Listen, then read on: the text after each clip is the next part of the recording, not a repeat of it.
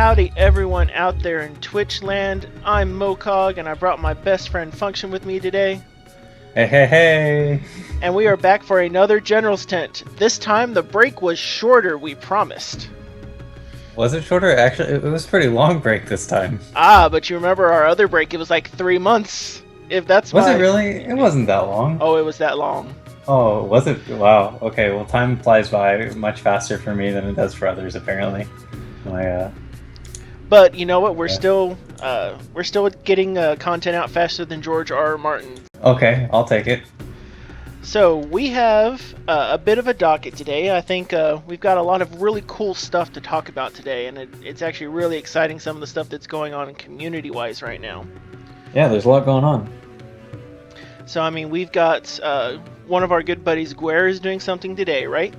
Yep, so later today he, well, I guess we'll start off by saying what caused this to happen is so he posts on the forums a lot, like too much. He doesn't have productive things to do, apparently. No, he does. But he posts on the forums quite a bit, and in honor of his 5,000th posts on the forums, he called out a Cryptozoic member to play some Hex TCG with him, and so Ben's going to play Hex with him, and they're going to do that tonight, which is in 2 hours. So for people just tuning in, if you're unaware of this, you should tune into Guer's stream in 2 hours, and if he beats Ben, Ben will spoil a set 2 card for us, and if he loses, well, he doesn't lose anything. Although I told him I would make cupcakes, and whoever wins will get a cupcake at Gen Con. And then Guer and I and a couple of the others on the team have been working on coming up with the deck to beat Ben, and that should be fun. I won't spoil it too much, but oh man, you know they watch too. Yeah, they don't say that they watch, but I know they watch. I know they listen to me rant and banter, and then listen to you speak the voice of reason. Yeah.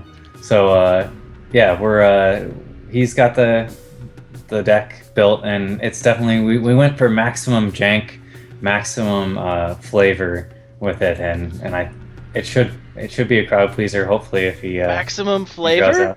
Does it got flavor buddies in it? It's got a lot of stuff going on with it. Somebody was hey Kamita, and somebody saying hi in chat, and there's also saying 2 people is 1 coaching the other. Although I probably should be coaching Mokog. Yes, you probably should. This is just the General's Tent. This is our little webcast series that we do as often as we can, and we talk about the ongoings in the Hex world. So that's us. Yeah, and it's also lots of fun stuff can go here. So for those who have not been here before, because I forget, this is our 100th. We've got 100 followers. We're giving away new stuff. We've got new people showing up. We both kind of specialize in different things. So Function is a fantastic and amazing TCG player. That's absolutely out of the question. But we both have. I'm all right. But we both have different experiences. So my TCG experience came an awful lot from like Pokemon, from the World of Warcraft TCG, and others. While Function has a little bit more Magic experience and some more all-around experience, and especially a lot more draft experience than I did. Yeah. Somebody was asking me earlier how many drafts I think I've done so far, and I'm probably getting close to 120 Hex drafts, I would think. Oh, good God. And I think I have way too many at like 51. Yeah. I haven't really out of the water. That's including Alpha, though. And I haven't really drafted all that much in the last 2 weeks. I've kind of been taking a little slower, which is maybe something to mention. Is like, it's really good that they're going to be putting out set 2 sometime soon. I think an August release is a little bit ambitious, but set 1. Some of us have been playing with set 1 for almost a year now. And, True. TCGs, they got to keep the rotation going. They keep it from getting stale. That's really important. But yeah, we were talking about community stuff. Guer's got his stream coming up in about 2 hours or so, and hopefully that goes out without a hitch. And that should be a lot of fun. He's going to be playing against Ben Stoll, who's the lead PvP designer for Cryptozoic. And then what else we got going on? So one of the other fun things we've got going on is there's actually going to be, let me pull it up here. So Infamous Neo and Cirrus are both going to be helping out the main Hex TCG Twitch channel with the Child's Play charity drive. They've raised over $2,500 already, and that drive is to try to push that donation up even higher. I know they've got Chronal is going to be assisting on day one. I've put in to donate one of the beta codes and then also one of my draft pack codes onto day two, as well as showing up to kind of give them a little bit of a brain break for a few moments. Yeah. I have my giveaway somewhere over here. I'm gonna be giving away a Portentio. I don't know where it is. It should be on my desk. I should find that if I'm planning on giving it away. But yeah, I have a Portentio that I'm gonna give away on my little thing, and I might give away a draft pack or something fun too.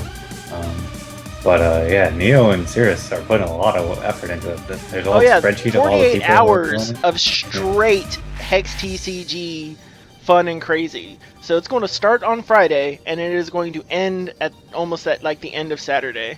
Yep. That is freaking crazy.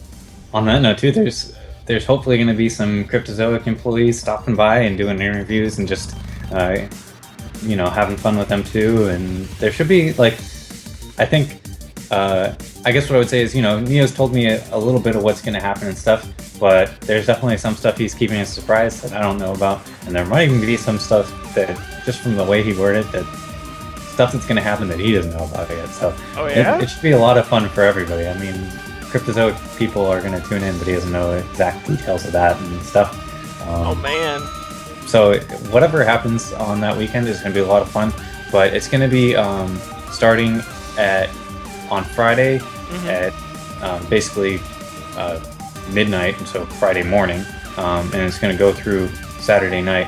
So that's August 1st is when that's happening at 00 p.m. or 00 a.m. I should say. So 00 a.m. and that's Pacific time. That's right. So that's going to be starting at 00 a.m. So that's going to technically start at 10 p.m. Central Time or 11 p.m. Eastern Time in the U.S. on Thursday. Yeah. Or is that right? No, that's no. That's backwards. I went the wrong direction. So it starts at 2 a.m. our time, 3 a.m. Eastern. I'll get my times at some point. We can do it.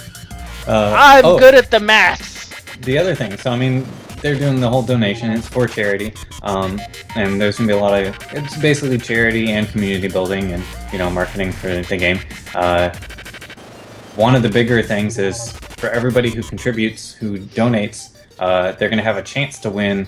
I don't know exactly how they're gonna work it out, but somehow they're gonna be giving away a vanity card for Hex. So you might be able to get your face or your cat's face or whatever else you decide onto a Hex card. Alternate art mesmerized. It's got the picture of your cat, or maybe you decide that you want a grumpy cat version. Oh, that'd be good. She was just on my lap and she just jumped off.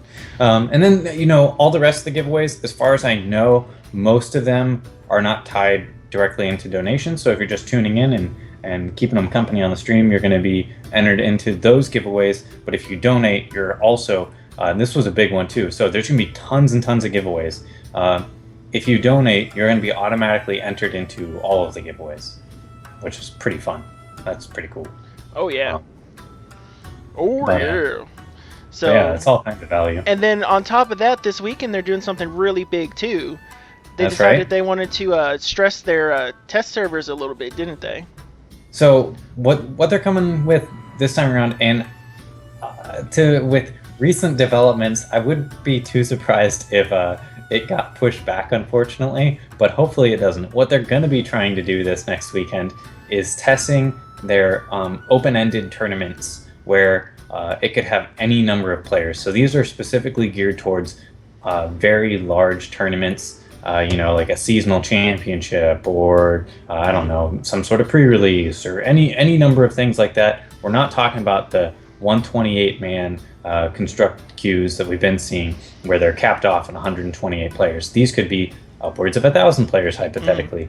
And their goal is they're trying to just get as many people to enter into them and see how it works, because they're trying to test that whole thing of determining how many Swiss rounds it needs to go on, and to encourage everybody to join in. It's going to be free. Everybody loves free. Oh yeah, free, especially free big tournaments. Yeah, And the big part is you're going to be able to play with the community, or with the Cryptozoic team, or the Hex team now, I should say. So Yep. I think, who is it? Drew Walker might be playing. I can't. I'm trying to remember whose faces they had on there. Oh yeah, they had Corey several. is Let's probably see. in there. Ben and Will. I know they had the picture up, but there's going to be people playing, and that's going to be a lot of fun to play against those guys. If you play against one of them and you beat them, I think you get a special prize. And I can't remember if they even told us what the prizes are for the tournament itself, but something along those lines. Let's see. This Nope, they have tournament, not said it yet. yeah, this tournament though is a good prelude to there being the pro player tournaments, because I think they're going to use the same tournament style for them. So that's something to keep in mind too. Oh yeah, let's see. It looks like they're going to have Kevin Jordan, William Brinkman, Corey Jones, Phil Cape, and Chris Woods participating. At least that's if we go by all the pictures they've got set up. Which, they have like all but one of the shards covered. Man, I wonder who's going to be the wild card. Oh, that was funny. Oh, terrible puns are terrible. But yeah, so... So they've got all of those, but you've been doing some other community building stuff yourself on the forums, haven't you, Function? Yeah, so I mean, I'm a slacker. Like I actually have a bunch of videos I recorded and just haven't taken the time to do post production on them and stuff like that. I've been busy and haven't had a whole lot of time to work on stuff, and I've been trying to motivate myself to at least, not bite off more than I can chew and just try to do it in small increments. And this forum thing is something that is working pretty well for me because it's pretty easy to do on my own time. What I've been starting is I'm calling it the Weekly Brainstorm Series. I started it last week, and last week's prompt, so each week I come up with a prompt and I just say, hey, everybody brainstorm this, and everybody who participates, I choose one that I really like, and they get 5 packs, and then I choose a random participant and they get 3 packs. So even if even if your ideas suck, you might still come out with some packs, and it's just fun to participate in a little discussion. So last week's we were talking about keywords. So those are like mechanics within the game where they're seen frequently enough that they need to warrant their own keyword in order to save space, in order to tie a set together, all kinds of different things. So life drain is a good example of a keyword. If the card just said when this troop does damage, you gain that much life, and there was only one card with that, and no other cards ever had that ability. Well, it might not be necessary to use Life Drain, but obviously it's an ability that we're going to see more and more often. So, rather than write it all out, they save the space by using the word Life Drain. Now it's simplified, and everybody is kind of expected to know that. But one of the nice things about Hex, you kind of zoom in on the cards and it'll explain all the keywords for you. So that kind of has that going for it. So that's one of the uses of a keyword. The second use is to help explain somewhat more complex mechanics or help the player identify them, I guess. Inspire, if you saw Inspire and it didn't say anything else, maybe if it said Inspire +1/+0, you wouldn't really understand what that meant if you were a new player. And instead for Inspire, unlike Life Drain, what they do is they still write the entire explanation on it there, but they use the word Inspire to kind of tie them all together. So, there's different each of the Inspires is just a little bit different. Exactly. So, that it ties the theme of the set together and stuff. So I prompted everybody to come up there with their own keyword and preferably also include 1 or 2 cards which might highlight that keyword. There were some really fun ones. A couple of mine, I'm trying to bring them up real quick to see. And when I start these brainstorms, I always at least throw in one idea of my own to kind of get the ball rolling and get stuff for people to think about. I'm pulling. That makes good sense. Because otherwise, if you don't seed it a little bit, sometimes it gets a little out of hand. Yeah, so my very first one, I started off really simple. I actually ended up submitting a few keywords. My really simple one that I started off with, I called it Devolve, and it was the affected troop is reverted and then receives permanent -1/-1. So this was kind of pretty cool. The card that I used to use as an example was just a 2-1 for 2, that when this troop dies, it devolves a target troop. So if in this case, it's a pretty easy comparison to Bombsmith, where they're both essentially doing 1 damage to a troop. Bombsmith is not permanent. So you would say the permanent -1/-1 is a little bit more powerful from the card I was making, and that's why it has a kind of a qualifier to it of when it only happens when it dies rather than when it comes into play. So it takes a little bit more work to make it happen. But the other thing to the mechanic is that multiple triggers of devolve onto a troop would never kill it unless that troop only has 1 defense, because it reverts it first and then it gives it the permanent -1/-1. So, it's a little bit weaker, a little bit better in some senses, but it was something just fun that could get tacked onto a lot of cards for limited. It would be fun in a set maybe where there's a lot of reversion, or you need to protect some of your guys. There's a lot of maybe effects like inner conflict or power-ups or debuffs that are being applied to your own guys or your opponent's guys, and you can revert them and kind of help yourself out while also weakening the troop. That's kind of what I was aiming for with that one. It was pretty simple, so that was the goal. But I'll highlight some of the other ones real quick that other people were suggesting, because there were some really great ideas in there. And in this week's post, I highlighted last week's ones which I liked the most. So the winner of last week's was the Gray Between, was the username, and he came up with a keyword called infiltrate. And this one is when a troop deals damage to an opposing champion, that troop goes into their hand. And so long as it is in their hand at the beginning of their turn, they take 1 damage. So so a little bit like the Infernal Professor's ability, but on the combined with Buccaneer. Yeah, a little bit, yeah, because it's only bouncing the troop that's swinging. So, I don't know, Savage Raider, right? He's a 2/1 that has to attack every turn. If he had Infiltrate, when he did damage to you, he would go into your hand. So he would do the 2 damage, and then he would be gone from the board. But then you're going to continue taking damage from him, unless you can either discard him, or play him, or do something else to get him out of your hand. Maybe shuffle him back into your deck or something like that. But then you would be able to play him, and maybe if he did damage to me, he would be able to go back in the hand. So it was a fun card, and a lot of the ideas behind it too were that's the base of Infiltrate. What makes a lot of keywords really interesting is when they can have an additional effect. So, you would say this card infiltrates when it does damage to an opponent, or I think that was the mechanic. And then the second line of text on the card is, when this card infiltrates, do X. So maybe it's look at a card from your opponent's hand and discard it, or look at the top 3 cards of your opponent's deck and rearrange them, or draw a card, or a whole bunch of really cool things, could also trigger off of that. And those aren't really necessarily linked to Infiltrate, because they're really when this troop deals damage to an opposing champion, it triggers. But they're still interesting. I like the idea of Infiltrate, and it kind of makes you play the game in a slightly different way, which is always fun for keywords, especially in draft. And especially, I could see that working really fun for some of the aggro decks for an Infiltrate. So let's say you had a version of Savage Raider that was also an Orc sitting on there. So what happens when you Infiltrate with an Orc, and then that Orc is doing damage from your hand? How would that interact with Zoltog? Or with that new card that was just foiled last week. The Orc that gets his cost reduced every time a troop goes in. So, yeah, there's some interesting things in there, and I think, at least with the card I was talking about, the Fury of the Mountain God, there would need to be some rules clarifications on how that might work. Well, and the fun part about rules clarifications is that you don't have to memorize them in Hex. They're implemented into the system. You just have to do a quick post about it on the forums, or an article on the site, and then be like, this is how it works. Yeah. Go have fun, guys. So that was Infiltrate, and that was the one I chose for the winner. There were 2 runners-up that I highlighted too that I really liked.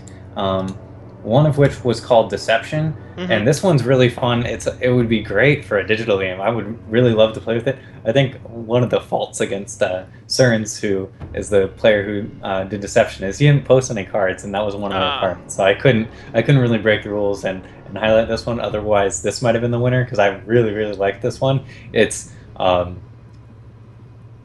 what is it? Every troop with Deception is marked as an attacker, even if it's not attacking. So if on your screen, right? So it's my attack phase, and maybe I don't attack with anything at all. Well, all the guys that have deception on your screen, they appear to have attacked. Okay. Does that make sense? So it's kind of a bluffing it hasn't game. attacked. Yeah. But there's a chance that maybe, the indication is attacked, so you don't know exactly what's attacked, but you still have to declare your blocks like they've attacked. Yeah. So Okay. you could block it then, and if it might turn out that it wasn't actually attacking at all. So in that case, you didn't really lose anything besides maybe being able to block something else. And I think if we did play with this mechanic a little bit more, it would turn out that it's not the greatest mechanic in that sense, because if they're just not attacking with anything, it doesn't really make things interesting. It's probably more interesting when they're attacking with 3 or when they have 4 or 5 troops and only 2 of them are attacking, but all of them appear to be. Well, so I think Deception could be really fun in a Shinhair style deck, or the equivalent of a Weenie deck or a Weenie aggro deck. In it that, would be great you know that Deception troops are going, but you don't know which ones are going. And once you start getting buffs on there, once you start getting some differentiation between the troops, different effects on them, so it really mesh well with a Blood Wild Weenie deck or a Blood Wild aggro deck easily. What I would like maybe is like I just thought of this right now. I hadn't even thought about it in the thread when we were posting, but maybe an action that is, so it'd just be a basic action. I think that makes more sense, but it's for 3, maybe for Ruby, and it's put 3 1/1s into play. Each of them has speed and deception. So you might not be attacking with them that turn, or maybe you are. Ninja bunnies. Yeah. They must be called ninja bunnies. So kind of going with what you were saying, a swarm of deception guys would be pretty interesting. I actually suggested a card for deception, and that was a constant where, what was it? Is all troops you control have deception. Only 1 troop you control each turn can attack. Okay. So if you have like 5 troops, roulette. Yeah, exactly. Like if you have 5 troops, all of them appear to be attacking, but the question is which one actually is. And the reason why that little restriction is there is to keep the card interesting. It's a lot more fun like that. But also, if you're giving all of your troops deception, there needs to maybe be a drawback. And True. It just it seems like that would be a really fun card to play with. So I like that. It would probably be a rare at like 3 costs for Ruby, or maybe Sapphire, maybe both, maybe be Ruby and Sapphire. But that seems like a fun card. Oh yeah. And so that was deception, and then the very last one was infusion, and this one was a little bit trickier. But the way infusion worked was generally it would have something that would have to cause the trigger of infusion, and then it would trigger the infusion ability. So and infusion worked where is if an infusion card was in your deck and it was triggered, then it would add its effect onto whatever spell was just played. So I'll use an example and it might make a little bit more sense. One he used here was it was a really expensive wild card, and all it did when you played it was put a 2/2 flying troop into play for 6, and that's pretty mediocre. That's not good. But with infusion, if you have the 3 wild threshold, and you, what is it? If this card is in your deck and you play an action, you played, and okay, if this card is in your deck and you play an action that puts troops into play, create a fledgling sprite and put it into play. So the infusion ability puts a 1/1 flying troop into play. So long as the infusion, if you play this, it's going to trigger all the other infusions in your deck. If you play Brunts the Litter, it's going to trigger this card multiple times. So this card is actually, the infusion ones are actually weaker the more times you draw them. You kind of want to keep them in your deck, so that's kind of interesting. And the real thing he was going here with, I think, was to trigger with Scheme, which is one of the cards which was spoiled last week. Okay. And that one is, you could look at a card in your deck and put 4 more copies of it into your deck. I think it was only for actions. But yeah, I mean, you can go on to the forums and look at last week's thread and maybe read about some of these mechanics a little bit more. But that infusion one was definitely a lot of fun. I really liked it. It was hard choosing between the 3 to choose the winner, but I really liked the infiltrate one. That one sounded like a lot of fun. So that's one I chose. And then to wrap things up, not to go on too long about these brainstorms. I don't know. I'm kind of digging Deception myself. Yeah, Infiltration Deception sounds I cool. love. Deception seems Deception. It plays with the interaction a little bit more. Yeah, and it plays with the digital nature of the game really well too, because they both do. In Fusion, because it involves looking into your deck to see if something triggered. You could never do that in a physical game because then you'd have to shuffle up every time it take. Well, not even that. You would just have to, if you played.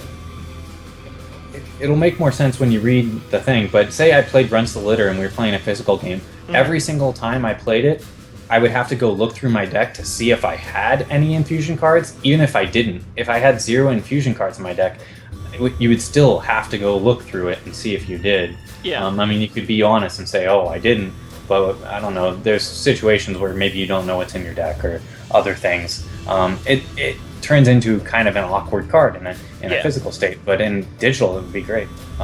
And so would Deception. Deception was a lot of fun. So far, that's my favorite. I gotta be honest. Yeah, I think it. Like I was saying, it was probably my favorite, but he didn't come up with any cards, so that was his little ding against him. Another one of the mechanics I came up with, and obviously I'm not going to choose my own because that would be a little bit biased, and then I wouldn't have to give out any packs to anybody. Yes, that would be bad. If you're trying to give away packs, you can't just pick your own stuff. Was Momentum was the mechanic, and I think it was a little clunky. I kind of worked on it some more to make it less so. But the idea with Momentum initially was I really liked Escalation that we have in set 1. But the one thing I would have really liked to see is if Escalation was also at Common and Uncommon. I think for set 1 that would have been way too much. Like just for limited, just a scooch too much. It's a little too bonkers, but I think there would be an interesting way to include that in a limited setting. And so for what I came up with was Momentum. And basically, when you play cards with Momentum, you gain a momentum point. And if you don't gain any momentum during a turn, you lose all the momentum you have. Okay? You follow so far? I'm following. All the cards that have momentum gain some sort of increased ability based on how much momentum you have. So one of the examples was I had a card that just did 1 damage to a creature or a troop. And for every momentum you had, it gained 1 cost and gained 1 more damage. So if you had 3 momentum, all of a sudden now it costs 4 cost and it does 4 damage to a creature or troop. And the idea there is that the more momentum you have, the harder it is to keep the momentum because now it costs more and more. But the more powerful it is. So there were some fun things in there that I was toying around with. And for limited, I think that would make a great set mechanic. I really love limited sets where they completely change the way you normally play the game. You know, core sets are fine where it's just there's lower interaction between the cards, but I really like limited sets where there's a lot of interaction between the cards.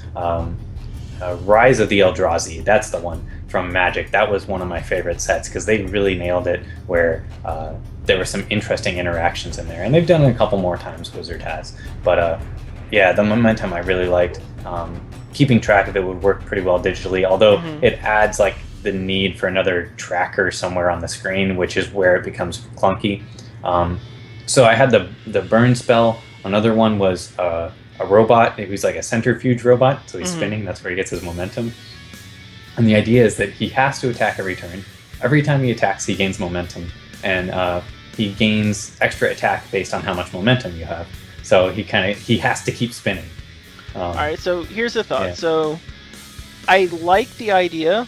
I don't know if it's necessarily the best name for how momentum works in like physics, but because normally when you have momentum, it starts getting easier and easier to get rolling forward. Yeah. So you could have 2 forms of it. So you have early low cost momentum cards that as you play it, it gets harder because it's like, the gas, it takes more and more acceleration. Yeah. But then you have other cards that utilize the momentum mechanic that when you're at a certain level of momentum, instead of going from a high cost, they go to a more reasonable cost. Yeah. So that way, the idea is you momentum, slam! Yeah. So I think the one other problem with the mechanic is it snowballs a little bit too much. Mm-hmm. Is that so long as you're able to keep the momentum going, you're going to be in really good shape. There's going to be a turn, and I mean that was kind of the idea. Is you're kind of doing a push your luck thing. Is how much longer can I keep this up for? Because once you run out of momentum, if you're built this draft momentum deck, you're going to run out and you're going to be in trouble. So that was that. That was a lot of fun, and with the weekly brainstorms, we started this week's one, and I wanted to go on a completely different route. Target maybe a different group of players who weren't all about coming up with keywords. So this time, it's more of a lore-related one. A couple of people have still tossed in some mechanics-based talk in there, but what's your lore-related one? Yeah. So Tell this me. week's prompt, I started yesterday, and the prompt is come up with your own race. And there's a couple, and there's not really a whole lot of restrictions on this of what you have to come up with. There's a couple of prompts maybe get your mind rolling and help you come up with something.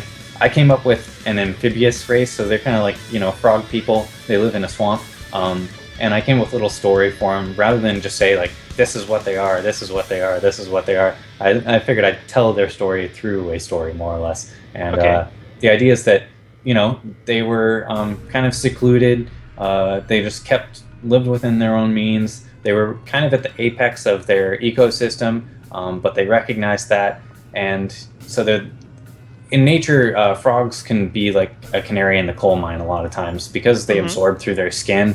If there's like pollution in a river where there's a lot of frogs, they're usually going to be the first thing to die off.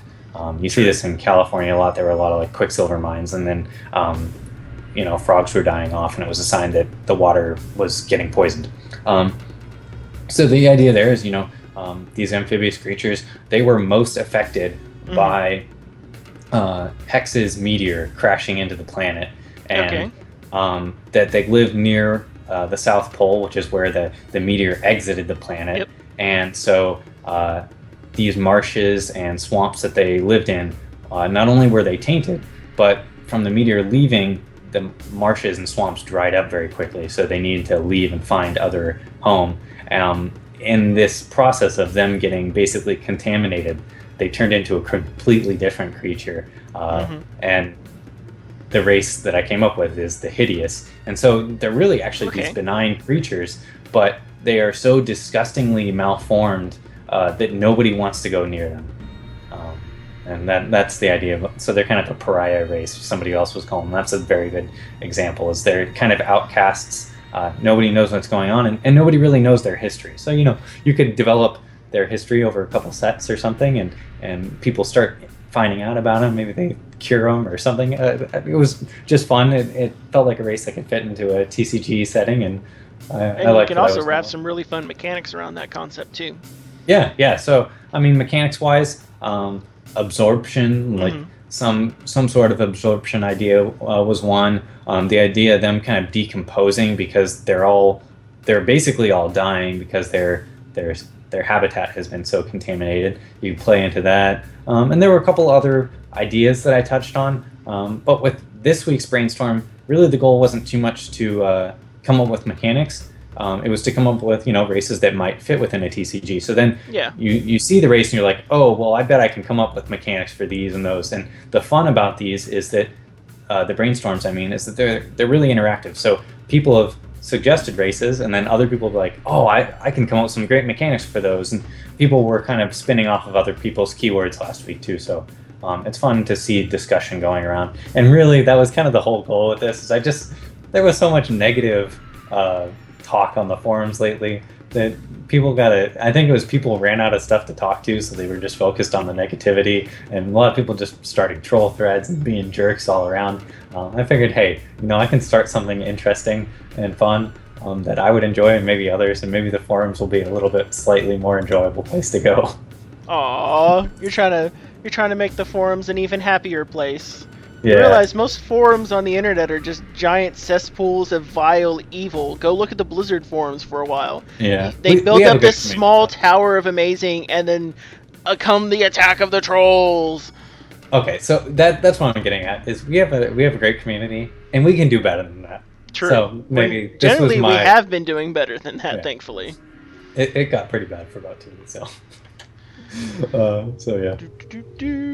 All right, so one of the so on top of all of that, even in Cryptstock, I'm about to call them by their old company name again. They split off from them. So in Hex's attempt to really foster some of the community, I had a crazy idea about a week and a half ago, and what it was is I wanted to start seeing if I could really put together information about the kind of like the market effects of what some of the cards were, and I was going to start with legendary cards, and I was going to begin manually accumulating information on the 23 legendary cards.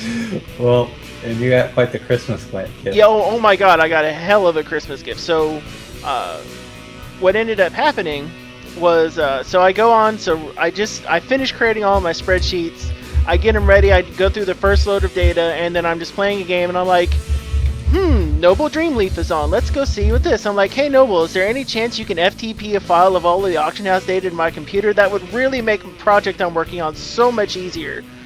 And then I give a couple reasons for it, because the big reason I want to work on it was it's really hard in general right now to have a full grasp of what a card should be valued at, because you need to know what people have paid for it before, and you need to see what they're paying for it now. So we didn't have any real historical data gathered anywhere by the sites yet that was public and made available to everyone. And more or less everything else was anecdotal anyways. Yes, everything else is an anecdote.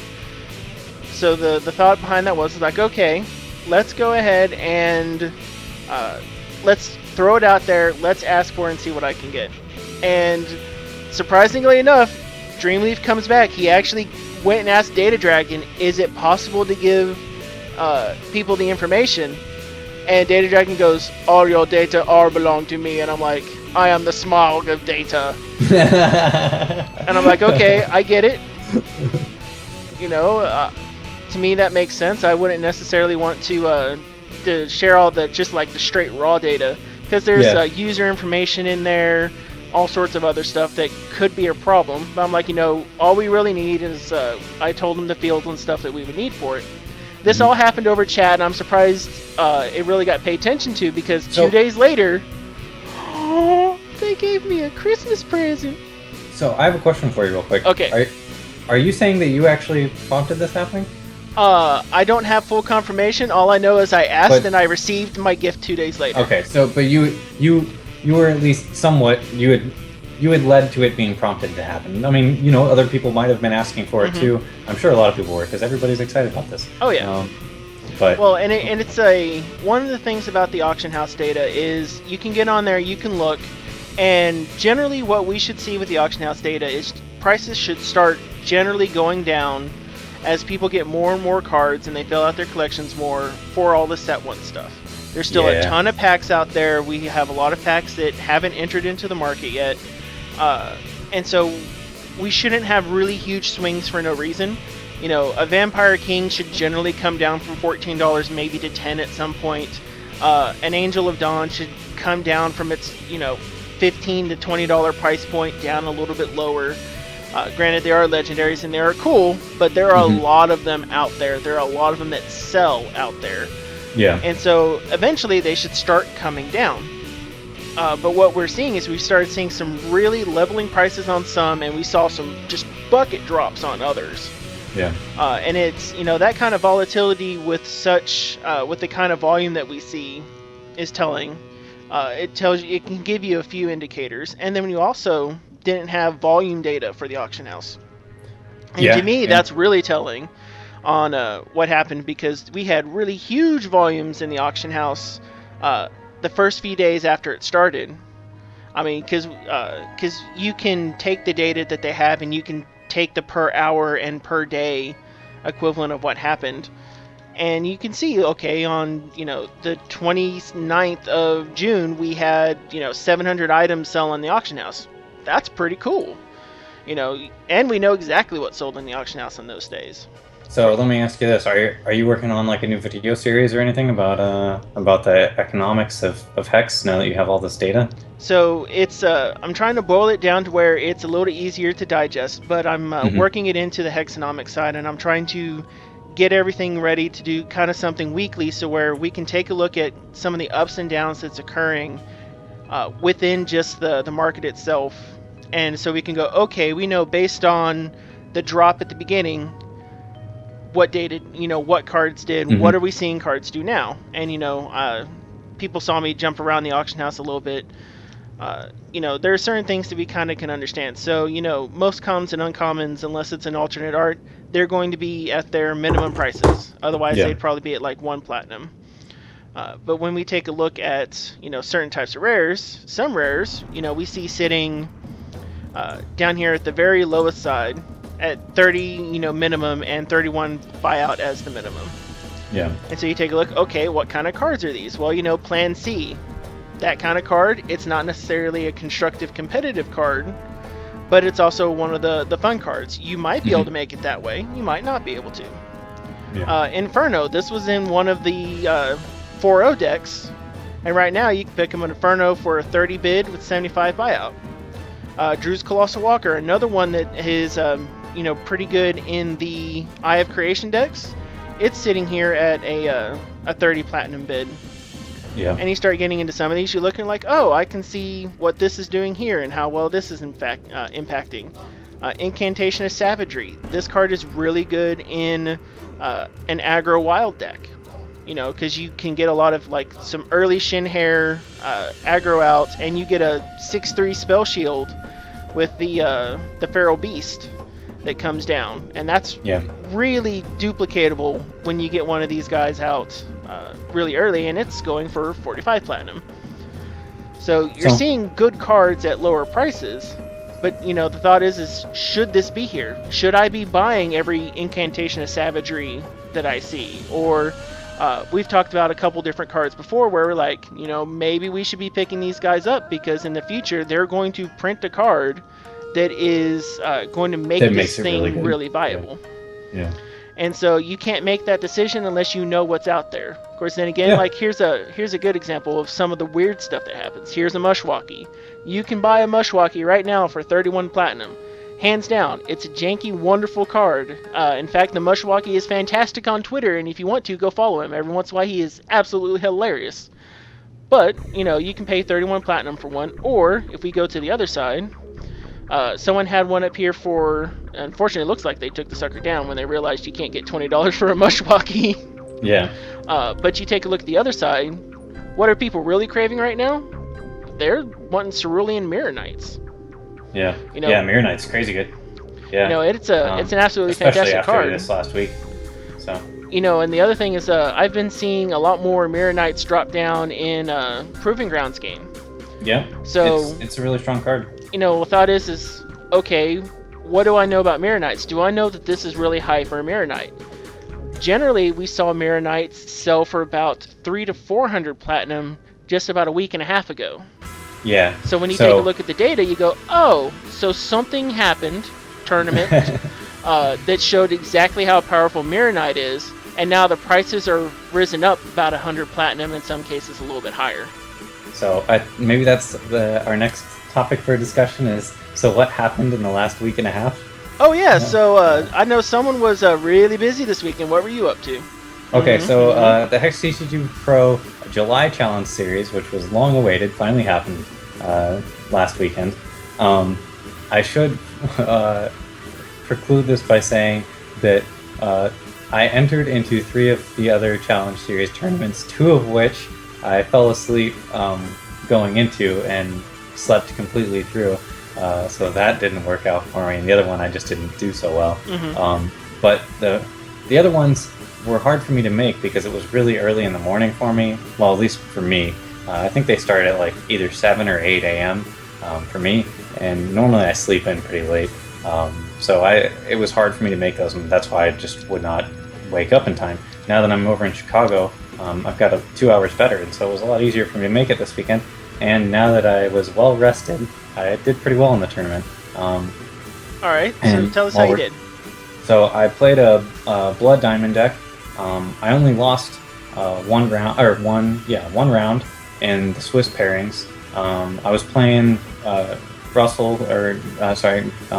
Guerre, who's on the team, was playing, Wordle was playing, Neo was playing, and I think Wordle dropped out early. Guerre was doing pretty well though, and the only person that he and I lost to, he lost one round in the Swiss, and I lost one round in the Swiss. Mm-hmm. It was both to the same person, and unfortunately for him, that person didn't even make it into the top 8 because he lost like his last 2 games or his last 2 rounds. However, I made it in the top 8, and so did Guerre. Guerre did all right. He made it into top 4. I very quickly lost in round 1 of the top 8. I was against a Mono Sapphire deck, which I would honestly say was probably favored against me in the matchup.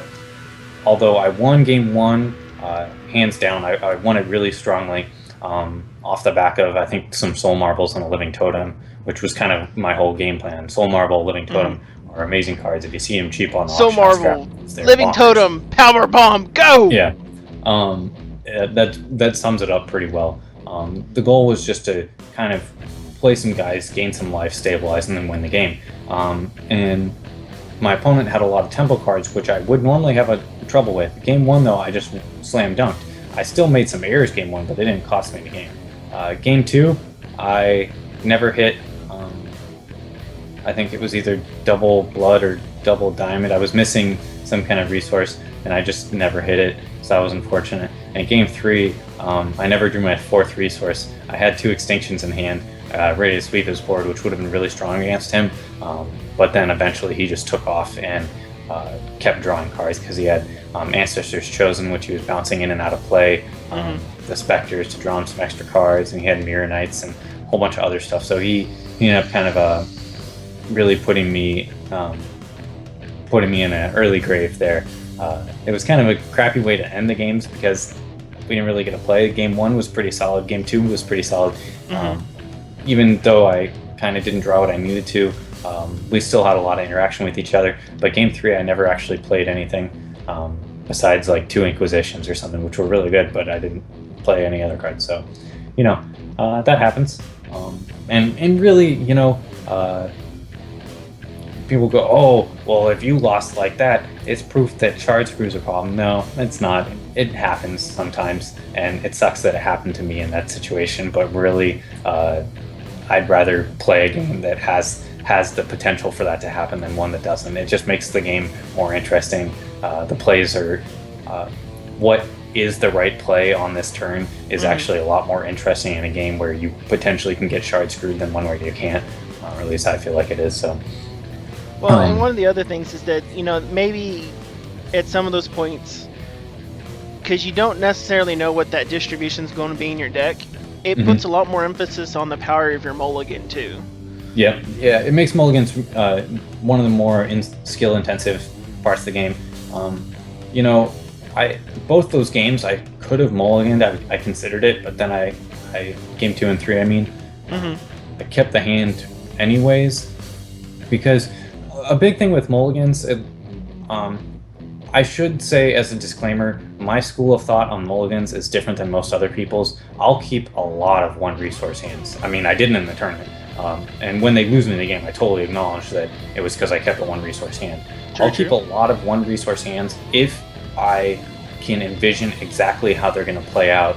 And if they play out that way, I know that I'm guaranteed to win the game. You could go down to 6 cards and have 2 resources now, but maybe the rest of the cards in your hand aren't nearly as good.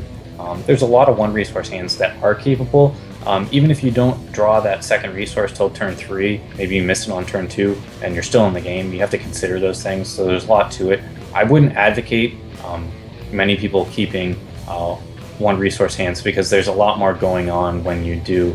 But as far as mulliganing goes, you have to be able to consider how is the game going to play out with what I have, what am I playing against, and is this hand actually any good against them? It might be a really good hand, but it might be really bad against some decks, and so you have to know what you're playing against. And there's a lot of different factors in mulliganing. It's, like I said, I think it's one of the more skill-intensive parts of most TCGs, and as it turns out, it's the very first decision you make of any game most of the time. And of course, so right now it is the first decision is whether or not you go first, and that right now seems to be pretty simple. Yeah. So that was that. I did pretty well in the tournament. I unfortunately didn't make it into the Invitational, and that was really because I didn't play in any of the previous ones, or I fell asleep and didn't earn any points. Had I at least earned a couple more sweetie. points, I would be playing the Invitational next month, which I would really like to do. But hey, it happens. True that. And in fact, oh man, there was a good chunk of those tournaments happened in what I'd like to call my holiday cycle. Yeah, the time Okay. where we weren't necessarily as active as we could have been. Sure. But so many of those are just fantastic tournaments and setups. So in any case, with Hex is doing that big tournament this weekend, and hopefully that stays on track. And if it does stay on track, we'll have another really good opportunity to share. And Guerre's going to be playing again. He's In playing about an hour. in about an hour, so that's going to be super fantastic. Yeah. But we had another kind of milestone that occurred, and that was actually this Twitch channel hit 100 followers finally. Yes. And one of the things I promised, and that happens, I promised a beta key giveaway as well as a draft pack giveaway. So I want to kick this out to our chat over here. Which would you like to go for first? Shall we go for a beta key first, or shall we go for a draft pack first? And I will take the sum of the first three answers. Well, why don't you just do a open giveaway first? Open giveaway? And then you can give away the remaining one the second time. So whoever wins the first giveaway gets to choose what they want. And then you can do a second giveaway and say, this is for this. Alright, I am good for that. Alright, let's move into the next phase so that we don't have Intrath over here waiting too long. He'll forgive me. Alright, so let's go ahead and we're going to hit the open side of that. So we're going to do the open style. So be sure that you enter in raffle or exclamation mark raffle to enter. And I'm going to type it out as well. Yeah, so type raffle to enter. While you're setting that up, I guess one thing we missed with the constructed tournament, the July Challenge Series, I have to give another shout out too. I didn't even say it, but John Tata, who was hosting the tournament, he did a really great job of hosting it on Saturday. Gene Prime was the one hosting it on Sunday for the top 8. And overall, the whole Hex TCG Pro team did a really good job of putting this together. It was the execution was strong, and it was a lot of fun. I enjoyed playing it. Going back to what's coming up is this next constructed tournament, and deciding what to play. I wouldn't even say in hindsight. Earlier, I'd been testing a lot Friday night of what I was going to play, and I think I actually decided that I would rather have played a Ruby Sapphire, Gore Storm, and Grolk, or some sort of themed deck around those. It felt like that was probably the most powerful choice, and we saw a lot of that on Saturday morning. The reason I didn't is just because I hadn't really played it all that much. I was a lot more comfortable with Blood Diamond. I'd played that almost exclusively. It really fits well for me. But I felt it was a little bit weaker, especially considering that I thought there was going to be a lot of Gore Storm decks. So the Gore Feast kind of decks. And I thought that in some of them I was definitely not favored. It still worked out for me well. But something always to consider when you're choosing the deck is somebody might say, oh, this is the best deck in the format. That doesn't mean it's the deck that you should play. It might not fit your play style, and if you haven't played the deck yet, you're probably going to lose a lot more than if you had chosen a slightly worse deck, but one that you knew how to play really well. That's something to consider, and I think a lot of newer players are quick to go after the flavor of the month, which, it might pay off sometimes, but it definitely has its drawbacks, and you got to consider those. But then talking about the meta is what I would say is the most amazing thing about Hex and about set 1 for me is how balanced of a set they made. In draft, there are so many draft decks you can come up with. There are so many different styles and archetypes to build. It's an incredibly well-balanced set. Even if you have an insane draft deck, your power level is only incrementally better than the next person's. That it's still really close. You still have to play well and eke out those marginal percentages as far as your win percent goes. And then for constructed, like I said, there might be the most powerful deck, but it's not dramatically better than the next closest deck or even the fifth closest deck. There was a lot of diversity that was being shown on Saturday as far as deck construction goes. I played the very last game I played of the whole tournament, of the Swiss at least, was in against a wild deck. So that wild deck had had only lost one round in the Swiss. So that shows, wild is still possible. It might not be the best deck, and there might have been, who knows, there might have been 20 different wild decks and only one of them made that far. Well, I would say one of the things about wild that I've seen thus far is it seems to be the most meta flexible deck. It's got some of the most flexible removal and sideboard cards that I've seen.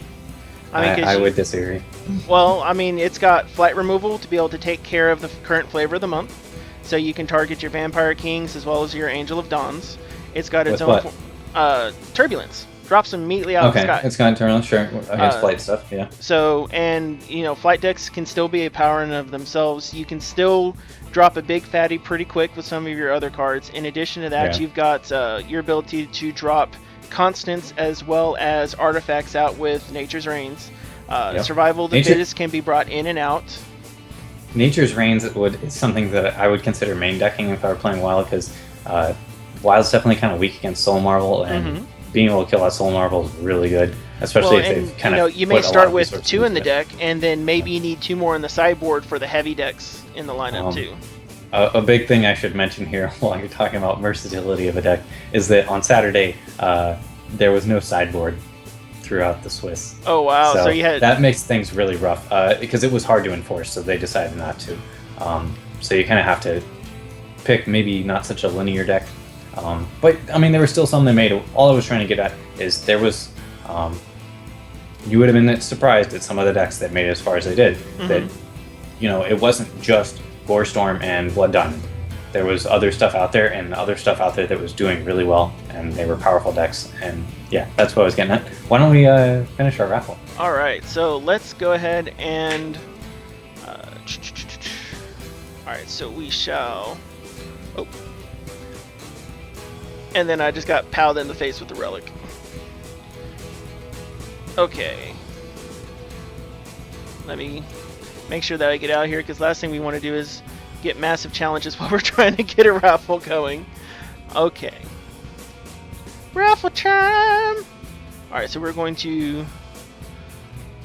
Alright, so we've got that. So we're going to go ahead and do our draw. We pull out, and we shall announce the winner in chat. Quagon, you are the winner. So would you rather have Choose your victory. Would you rather have a draft pack or a beta key?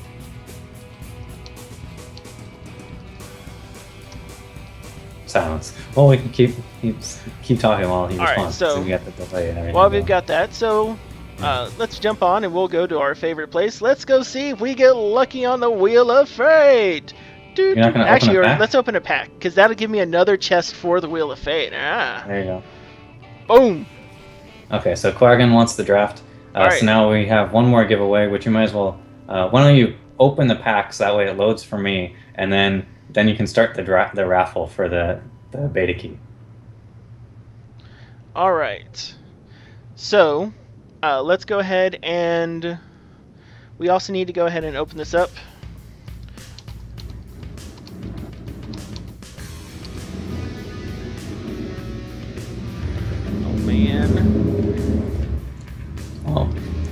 Well, all I can say is, if you've heard me talk at all, you know what my pick is in this pack. Alright, so let's see. Oh, wow. I was about to agree with you until I got my fun guy here. So it is back open. So Quagon, we're going to get you that shortly after we end here, which isn't going to go on for too much longer. So this is actually a really fun pack. It's got some highlights and some lowlights in this pack, don't you think? Yep, I do. Although, I can talk all I want about what my first pick might be, but really, for me, it's not a thought, because my favorite card is in this pack. So I would just slam dunk and take it. Well, yes, we all know you would windmill slam the Boulder Brutes. But yes, I would. Boom! I'm glad you weren't like we all know you would slam the radiant armor or something. You know me Oh better no, than that. I know you well enough. It's going to be the Boulder Yeah. Brute. The Boulder Brute's so good. You know, the thing is that I have seen Boulder Brutes wheel around to me before, and every time it happens, I think, oh my god, these guys are crazy. Yep. So good. So there's a couple really fun things in here. So the top ends for me are Counter Magic, Boulder Brutes, Pheromones, and the Incantation of Savagery. I have a quick question for you before you talk about that. There was somebody asking in chat, is it okay to win the beta key for a friend? Yes, but you better make sure they get it, because if they don't, I'm going to hunt you down. I can do this. Yeah. I'm not kidding. I can. Alright, so you were saying that the pick is between what in there? So to me, 4 cards jump out the most as... actually, maybe 5 cards kind of jump out as possible first picks. Okay. But since I pretend pack one, pick one, 4 with an honorable mention. So Counter Magic, Boulder Brute, Pheromones, and Incantation of Savagery. Yep. Boulder Brute for just straight bomb power, because the versatility you can have him hit with is amazing. And we don't need to go on for another 15 minutes as we extol the awesomeness of Boulder Brute. Yep. But then Spell Pheromones Shield, is a Fight, fantastic card too. So Pheromones can make sure that everything jumps into that Boulder Brute and allow for finishing off of the attack. Counter Magic is still underrated in a lot of drafts and can, turn the tide of games still. I like Incantation of Savagery in draft though. You may only be able to get one of them, but many times it'll wheel around. Yeah. So it makes it possible to get 2, because my observation, the incantations love to travel in packs of 24. You see one incantation within those 24 packs, there's a good chance you might see it again, and there are a few other anecdotal evidences out there about that. Hey, Neo's tuning in now too. Oh yeah, Neo's saying first pick Boulder Brute. Yeah, and that's just because for anybody who's not aware, 4/4 flyers with Spell Shield tend to win games pretty well. They do tend to do really well. So the power pick I would say is Boulder Brute. If you don't already have your Incantations of Savagery, I would grab the Incantation of Savagery. Boulder Brute's the power pick still though. Yeah, so we were talking about archetypes and stuff. Mm-hmm. One thing that we'll just highlight, and we can already move on past this pack because there's not a whole lot else to say, is Gem Craze Berserker with the Evasion Gem, where it can only be blocked by Ruby and Artifact troops. Yep. And then you give it Insight Fury. That seems like you're going to just get 2 for 1 all the time, and that's kind of true, but it also does win games. Like, I've lost to that a couple times, and I've won with it once or twice. Like, it's not bad. It's something to consider, and I wouldn't take it first pick, but I just wanted to talk about maybe archetypes real quick in draft. Is Gem Craze Berserker is definitely one where you have that and Wailing Banshee and maybe Corpse Flies, so they're all kind of evasive troops, and then you have like 3 copies of Insight Fury, and you hope to draw one and slam it onto one of those guys. Use Lionel Flynn too, and sure, all of your guys are super vulnerable to removal, and you're really kind of going all in on it, but it's kind of a go big or go home, like, hey, you didn't draw removal, guess what, I win kind of deck. Well, that's the thing, is that it forces removal. So, and you can't underestimate that. So whenever you see one of these guys go down, you're like, I know what I'm hoarding my removal for today. Yeah. But and the other side of that is Lionel Flynn, you know what to expect. Yeah. But, there is another side of that, though, is that if you happen to go, Lionel Flynn, and let's say that you happen to also get a hold of some wild combat tricks, on top of that, you happen to get a hold of some wild growths to prevent some of that damage, well, then the only thing that's going to kill your 3/1s and your 2/1s is going to be the champion Zared, right? Well, that or Murder or Repel or a whole bunch of stuff. But yeah, it limits the options at least. Yeah, by minimizing some of those options. Because let's be honest, everyone's going to try to probably pull that Murder, and very rarely are you going to get more than 2 allocated to an individual player. One thing I would say about this pack, so we're taking Boulder Brute. Normally, I would say, Pheromones or Incantation, it's not entirely unreasonable for them to wheel, although I don't think they're going to wheel from this pack, because other than those cards, this pack kind of sucks. True. Pheromones it's not the best good. one, but it's got a few highlights. There wasn't a lot in it. Pheromones is pretty good. It's not, really a first pick card because you might not end up playing wild, but when you do play it, it usually wins you the game. Like, it can be really strong if you have a lot of guys on the board, and if the game stalls out, which does happen. I don't know. And just another thing I thought I would say. So why don't we wrap up the beta key giveaway, and then we can all get ready to tune into Guer's stream. Yes. Okay. So we give it just one more moment here. We'll go ahead and roll in this chest while I am... Oh, such a tease, the Wheel of Fate. Kismet, you tease me. Alright, let's jump over here into the Mobot's Wheel of Fate! Alright, last chance. Drawing in 5, 4, 3, 2, draw. Alrighty. This one is going out to... Announcing winner in chat. Phoenix Mind, do you want a beta key today? Because if you do, it is going to be yours. That reminds me of something that I posted a while ago in the forum somewhere of, and this might eventually be a brainstorm topic, is come up with your own mercenary. It almost certainly will be a brainstorm topic, but it was like a game show host mercenary, and he like, his power was like there was a door 1, 2, and 3, and you had to choose the door and you'd get whatever was behind it maybe, or something like that. I don't know, but that was something fun, and because you were doing the game show host. What is behind this chest roll? Let's spend 1,200 gold and find out! Oh man, this might actually be a good one. Yeah! Sorry. Minor geek out here. I pulled a water elemental. Oh. And a pack. That's also nice. So, we're waiting to hear back from Phoenix. Make sure you say something in the chat that you want the beta key so we know to give it to you. Yes. So that's always good. If you're not feeling the beta key, we can roll again. But yeah, so we will hear back from him shortly, I'm sure. But what else? Is there anything else to go over before we wrap up our wonderful show for this week? Let's see. We know, like broad news, I'm sure a few people know that Set 2 is going to be coming out, hopefully around August time when they project. We'll see exactly when it decides to hit. We talked about the big tournament. We know Guer's stream is going to be hitting here in a few moments, where he's going to be battling Ben, and I think I saw Ben in the proving grounds, probably getting a little practice in with his deck. Then that's good. Yeah, and if Guer uses the deck that Intrath used on me, that's going to be really, really harsh.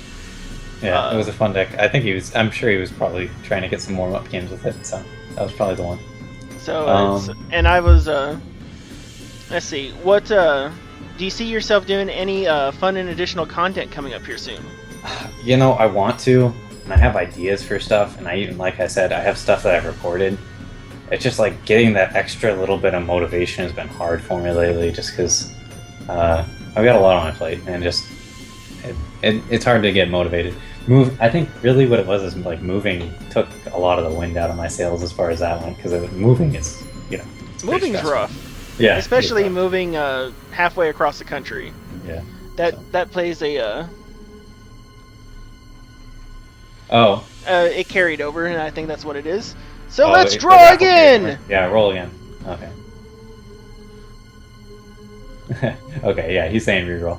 But that was that. I'm doing this weekly brainstorm, and that's kind of a way for me, at least, to kind of keep my ear to the ground a little bit and still do something. I have some other ideas. I stream every once in a while. I streamed the top 8, although I quickly got knocked out. It was still fun.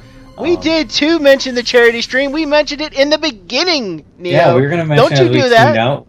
We talked about the charity stream for like 10 minutes, Neo. Where were you? Where were you at 5 o'clock, buddy? Calling us out. We were all calling you out, and we were like, it's a major thing. They've already hit past $2,500. They're trying to push for even more. Don't you be doing this, bud. We're all here about this. Speaking of Neo, though, you know what I didn't mention is how I'm a huge jerk, and I mentioned and I knocked Neo out of the top 8 contention when we were playing the tournament this weekend. But that happens. Some friend I am. But yeah, so why don't we wrap things up? So Genetic 1991 won the raffle please say in chat if you want the beta key. Hopefully you do, and we can not have to roll for the rest of the night. Yeah, we will mention again all the awesome things that are happening shortly. And in about an hour or so, Blair is playing Ben on stream. Actually, it's closer to 45 minutes. If he wins, Ben will spoil a set 2 legendary card. I think that's pretty exciting. Hopefully we'll see a new card tonight. Hopefully Blair will win, and the fun will ensue. So that should be a lot of fun. Most so definitely. Genetic wants the key. That's great. Next weekend is, or no, not next weekend. This upcoming weekend is the Hex Hex team versus the world tournament. So members of the team are going to be playing in a tournament on Saturday at some time. I think like 11 Pacific, maybe. I can't quite remember. It's on the website on their front page. If you click the most recent update, I think it's in there. And July 26th, 11 a.m. Pacific, 1800 GMT. Yeah, I have Windows open. And the very last, but definitely not the least, actually it's probably the biggest news of all, because it's pretty exciting. Neo and Cirrus are doing a 48-hour charity stream for Hex. That's 48 hours of them streaming nonstop between the two of them. They're going to be streaming on the official Hex TCG Twitch channel, and you'll be able to tune in there and donate to charity. It's pretty, I think that's pretty cool that they're going to be doing that. And really, it's a whole 48 hours. Luckily, they're going to be able to split it between the two of them, so they'll be able to sleep at some point, because that would be pretty rough otherwise. And they're going to have tons of giveaways. Mokog's going to be on the stream at some point. I'm going to be on the stream at some point. And a whole bunch of other community members are going to be on the stream. I think there's a rumor of maybe even having some Hex team members be on there to pop in. Maybe. That would be pretty cool. And that would be all of a sudden you get Corey Jones on here, or maybe get a little. A lore dump might be a good idea on there too. Yeah. Maybe talk about some of the lore that could be coming up. Yep, that would be pretty cool. That would be really cool. There's a lot of cool stuff to talk about. Which fun stuff to... Random side note, has anyone else noticed they finally started putting flavor text on different cards? I'm noticing them pop up in places I wasn't looking before. Maybe it shifted in like the last patch and I've just been terrible at noticing lore. Considering I've done lore videos in the past, I shouldn't be this terrible at seeing lore. Oh, I thought I saw a lot of stuff. Although, you know what a lot of people haven't seen is they've been making lore posts on the Facebook page. And they've been doing it for the last month or so. Every Tuesday, I want to say, they kind of do like a lore post. Maybe it's even more frequently than that. But, yeah, it's something else. But anyways, Neo stream and Cirrus stream. Yes. The Hex TCG channel, it's going to be starting next Friday, bright and early at, well, I would say midnight, but it's going to be early in the morning at 12 a.m. Friday morning. It's going to go through till 12 p.m. Saturday night, and or not 12 p.m. 12 a.m. Saturday night, I guess. And things that's Pacific time, so you guys should tune in because it's going to be a lot of fun. There's probably going to be some cool stuff going on. And donate during it. There are apparently special prizes. Oh, yeah. So if you donate, there's going to be a vanity card. You can get your face on a card. That's pretty cool. And then other cool, fun stuff is going to happen. There's tons of other giveaways. So he's here. Hex Ben is in there. You got 45 minutes to help him with his deck. I'm just saying. Oh, and Phil's on here, too. Go nice. Bomb Phil with challenges. Yeah. Do it. Alrighty. Mokog commands it. So I think we're all done for the evening then, perhaps? Yes, so we're pretty good for the rest of this evening. So remember to be sure to go ahead and follow us on this channel if you'd like to go ahead and continue with some more General's Tent and some other fun streams that we'll be doing. Be sure that you follow Function on... you are on Twitter at Funktionfails, correct? Yes, I am. And then I'm also on Twitch at Funktionfails. Yeah, Twitch at Funktionfails, because you're actually streaming more now. Yay! And then you still have your YouTube content for whenever you eventually decide to update it, right? You got some good, beginner stuff on there, though, right? It's just what were you saying? You got good beginner stuff on there, though. Yeah, I do. A lot of it is kind of out of date because they've changed a lot of the cards, but it's still not bad. Eventually, I will get back into it. It's just a matter of time. And be sure you also follow this channel as well as go ahead and follow the YouTube channel. We'll be doing more updates, a couple different types of deck techs. We'll take a look at some of the 4.0 decks that went and get our hands on those cards and see if we can play with those a little bit, see how well that they might roll around. They won for a reason. Let's go find out firsthand. You should do some economic videos. I'm working on those too. I've got so many cool ideas, but I have to work. One day. Sooner or later. Maybe. Alright. Hopefully sooner. Well, I guess no. When we have Hex in 20 years and I can retire and do full-time videos, that might be a really cool retirement. All right, but in any case, I want to thank everyone for watching. Be sure that you head over to Guer's channel, which you can also follow him at Guer as well, correct? Yeah, I think that's what he is on Twitter. He almost never posts, but maybe we can convince him to post tonight as he's about to stream, so we can all retweet it. And you should be able to also find him on Twitch as well at Guer, because I'd like to see how well this crazy super secret tech deck ends up playing against Ben, so that way we can see a wonderfully spoiled Set 2 card. Yep. Alright. So, again, fun stuff. Yeah, thanks for tuning in, guys. Adios. Adios.